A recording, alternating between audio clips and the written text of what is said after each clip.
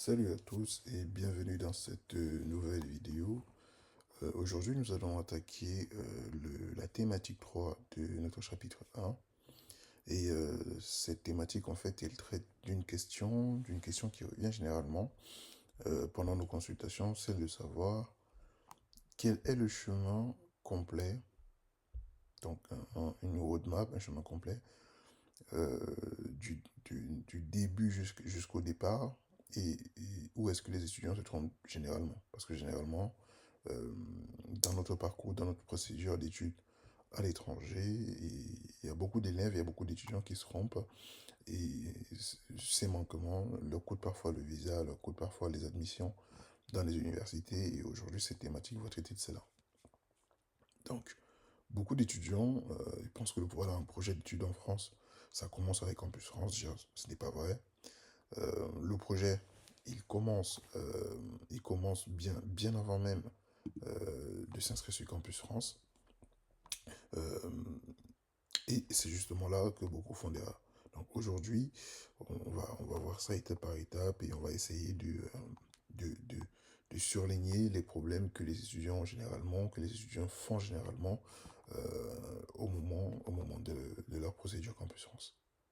Donc, déjà, on va commencer par l'étape zéro. Donc, dans ce chapitre-ci, vous remarquerez que euh, dans ce chapitre 1, donc, avant de commencer, on traite de tout ce qui est généralité, tout ce qui est information à savoir, tout ce qui est attitude à avoir. Donc, on est encore dans le chapitre 1. Euh, et dans ce chapitre, donc, par rapport à cette thématique, je disais tantôt, l'étape 1, on ne cessera pas de se répéter. L'étape 1, c'est de choisir, c'est de bien clarifier, pardon, son projet. Une fois que vous avez clarifié votre projet, c'est-à-dire pourquoi est-ce que je vais étudier en France, quel métier je vise, dans quel parcours professionnel je vise à la fin de mes études, quel niveau est cohérent avec mon diplôme actuel, c'est-à-dire que en ce moment, je passe le baccalauréat ou je passe la licence, je passe un master, euh, quel, quel est mon niveau réel et à quel diplôme est-ce que je peux prétendre. Et les erreurs fréquentes que les étudiants y font, que les élèves y font généralement, c'est de commencer par chercher une université ou une ville sans même vérifier s'ils sont éligibles. C'est-à-dire que si vous n'êtes pas éligible, ça ne sert à rien de commencer par chercher une université ou par chercher une ville. Déjà que une fois que vous aurez fait ce premier travail euh, d'introspection, d'analyse sur votre capacité déjà sur votre éligibilité, c'est cela qui va déterminer la suite de la procédure. D'accord? Donc, cela, bien sûr, avoir une telle attitude aura bien sûr des conséquences. Voilà, soit vous aurez un projet qui ne sera pas motivé, qui sera fragile, qui sera peut-être incohérent. Et juste l'entretien Campus France, hein, lorsque vous recevrez un entretien à Campus France de votre pays, vous vous ferez recaler. Vous allez vous faire recaler parce que voilà, ils vous diront, écoute, ce n'est pas faisable, du moins, ton projet n'est pas solide. Donc, une fois que vous avez une idée claire de votre projet, une fois que vous avez répondu à ces trois questions, la prochaine étape, c'est de vérifier l'éligibilité réelle. C'est-à-dire que une fois qu'on s'est dit un peu vaguement, ok, qu'est-ce que je vais faire, on se dit, ok, à ce stade, euh, quels sont les prérequis académiques? C'est-à-dire que si je veux poursuivre dans un cursus scientifique, est-ce que j'ai les prérequis? Est-ce que j'ai le niveau de langue exigé? Parce que selon les universités et selon aussi votre pays, c'est-à-dire que si vous êtes dans un pays où on ne parle pas le français, il y a des tests de langue qui vous seront imposés, qui vous seront exigés. Quels sont les documents obligatoires et surtout, quels sont les délais? Alors, pour ceux qui passent par exemple le TCF ou le TEF ou l'IELTS ou le TOEFL, généralement ce sont des tests de langue. Ça c'est pour ceux qui ne sont pas dans la francophonie et qui souhaitent venir étudier en France. Généralement, il faut anticiper dessus. Si vous n'anticipez pas sur ces tests de langue à faire, bah, en fait, dites-vous que vous pouvez commencer à constituer un dossier, à faire toutes les démarches, et à la fin, vous vous rendez compte qu'il vous faut un TCF. Il vous faut un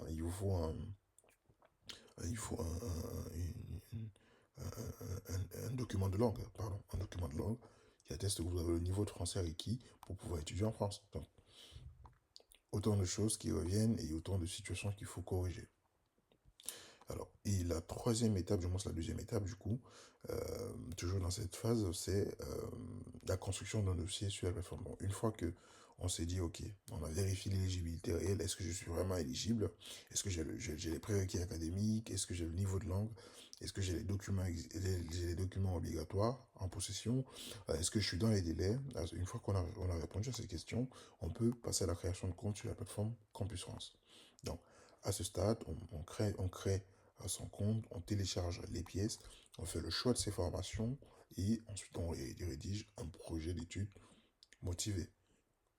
Les erreurs fréquentes sont choisir trop de formations incohérentes. C'est-à-dire que même là aussi, dans votre étape de choix campus, dans votre choix de plateforme, vous devez choisir des plateformes cohérentes, vous devez choisir des plateformes avec des études cohérentes. C'est-à-dire que sur la plateforme Campus France, pardon, lorsque vous finissez de créer vos comptes et que vous validez vos différentes pièces, si par la suite, encore une fois, euh, si par la suite, dans le choix des universités, vous choisissez par exemple une formation en lettres et arts modernes, une formation en sciences des minéraux, une autre formation en réseau et sécurité système, vous êtes quand même d'accord avec moi que tous ces choix n'ont absolument rien à voir. Et juste lorsque l'agent Campus France va recevoir vos différents vœux, il va se dire, mais ça, ce n'est pas pertinent. Vous voyez ce que je veux dire? Il va se dire, bon, ça, ce n'est pas pertinent. Donc, le dossier sera perçu comme superficiel. Et là, cela fragilisera déjà votre dossier. Et pour la suite, on la connaît tous, vous serez sujet à un refus.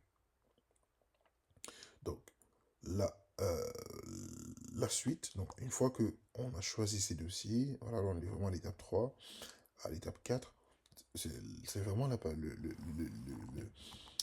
comment dire, c'est vraiment l'étape phare parce que cette étape, c'est vraiment l'étape à mi-chemin entre l'entretien, si applicable Campus France, c'est-à-dire que si, euh, si votre projet, hein, une fois que vous avez créé votre compte, vous avez créé vous avez rédigé vos choix d'études, la question c'est est-ce que tout cela est cohérent? Si cela est cohérent et que vous êtes admis en entretien Campus France, c'est-à-dire que là déjà c'est déjà bravo déjà à vous parce que vous venez de braver une étape. C'est-à-dire que vos études sont en cohérence avec votre niveau et que vous êtes éligible et que vous avez le niveau réel de pouvoir prétendre à ces études-là.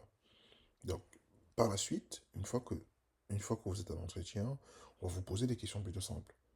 Pourquoi ces formations? C'est-à-dire que si vous avez un master en biochimie et que vous choisissez de faire un double master ou de faire un master spécialisé, je vais dire un truc un peu tout con, en biotechnologie, je vais dire un truc, vous devez justifier pourquoi. Pourquoi la ville et comment est-ce que vous financez votre projet. Parce que c'est vraiment ça, c'est cette partie finance. Et c'est là qu'en fait, c'est vraiment un moment d'échange avec l'agent Campus France, parce qu'en réalité, ce ne sont pas juste des questions vagues. Vous ne pouvez pas répondre avec ChatGPT ou avec une IA. C'est vraiment un moment d'échange, de discussion. Vous allez discuter avec l'agent, vous allez, entre guillemets, le convaincre de votre projet et de vos ambitions. Donc, après cette étape, on passe vraiment, comme je l'ai dit un petit peu plus tôt, à l'étape phare, à l'admission et au financement. Donc, une fois admis, le projet devient concret. C'est une fois que vous avez l'admission Campus France, à ce moment donné, vous avez déjà une attestation, enfin, vous êtes déjà valable, déjà, si je peux dire comme ça, et vous êtes déjà sur le chemin du visa. Donc, une fois que vous avez l'admission Campus France, c'est-à-dire que le projet il est déjà réel, donc à ce moment donné, il faut concrétiser le projet. Donc, pour concrétiser le projet, il faut un budget réaliste sur une année, il faut des attestations financières, il faut des justificatifs bancaires cohérents, bien évidemment, une solution de logement crédible. Donc, si on se rend compte voilà, que le financement et que généralement, alors à ce jour, on est toujours sur une dynamique de 625 euros, 615 euros pardon, par mois minimum de budget voilà, à prévoir pour des études en France. Donc, si on est en deçà de ça ou ce n'est pas assez, ça peut être sujet, ça peut être un motif de refus. Et c'est ici que beaucoup de projets solides deviennent fragiles parce que dès lors qu'il est question de finances, il y a beaucoup de paramètres qui entrent en compte. Et si on n'y est pas préparé, euh, on- euh, si on n'y est pas vraiment préparé, le projet se casse. En fait, c'est un gros point de fragilité du projet. Donc, une fois que cela a été fait, euh, bon, bien évidemment, vous revenez sur la plateforme France Visa pour faire votre demande de visa. Donc, le visa, il ne regarde pas seulement de l'admission, hein. Il va regarder la cohérence globale.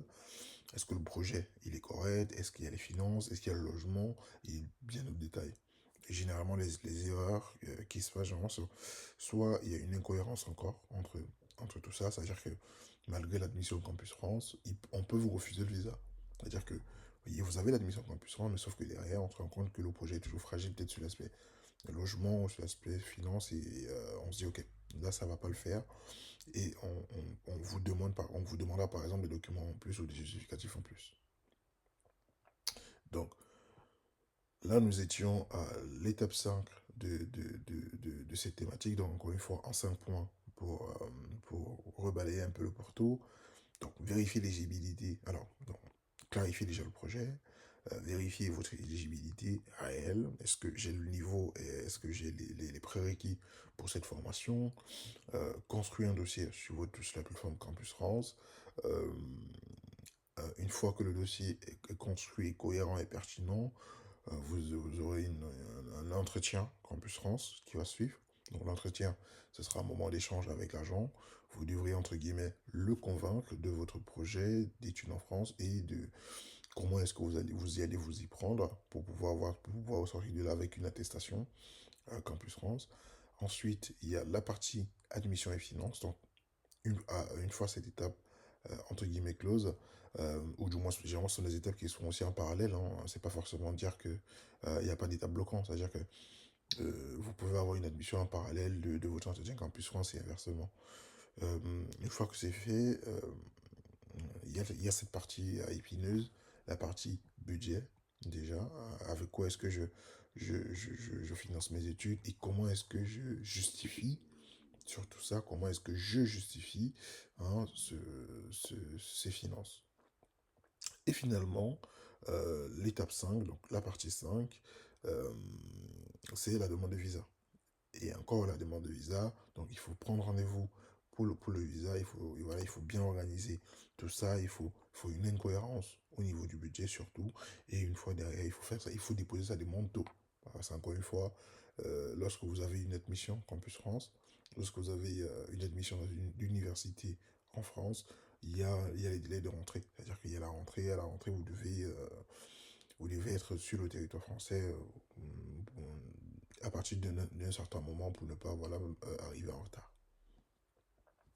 Alors, en conclusion, le chemin complet, c'est 1. Objectif, 2. Éligibilité, 3. Candidature, 4. Entretien, 5. Financement, 6. Visa. Donc, et en septième point, voilà, c'est le départ. Le départ, là, il faut acheter le billet d'avion et deux ou trois autres paramètres derrière. Néanmoins, euh, si tu veux éviter ces erreurs, donc si vous voulez éviter ces erreurs et sécuriser chaque étape, nos équipes sont disponibles pour vous accompagner sur toutes vos démarches pour étudier en France, de la stratégie initiale jusqu'au départ. Donc, on vous accompagne vraiment dans tout le spectre et nous mettons également à disposition ce guide PDF. Nous mettons à disposition également ce guide PDF, voilà, euh, gratuitement. C'est un guide complet pour vous accompagner dans vos démarches. Donc, à l'intérieur, on a résumé les dates phares, les différents points clés, et il vous servira de boussole dans vos démarches, dans vos procédures pour vouloir étudier en France. D'ici là, on se donne rendez-vous au chapitre 4 euh, et au chapitre 4 voilà, pour aborder un tout nouveau thème. Et d'ici là, je vous souhaite une très bonne journée ou une très bonne soirée pour ceux qui nous écoutent. Et à très bientôt.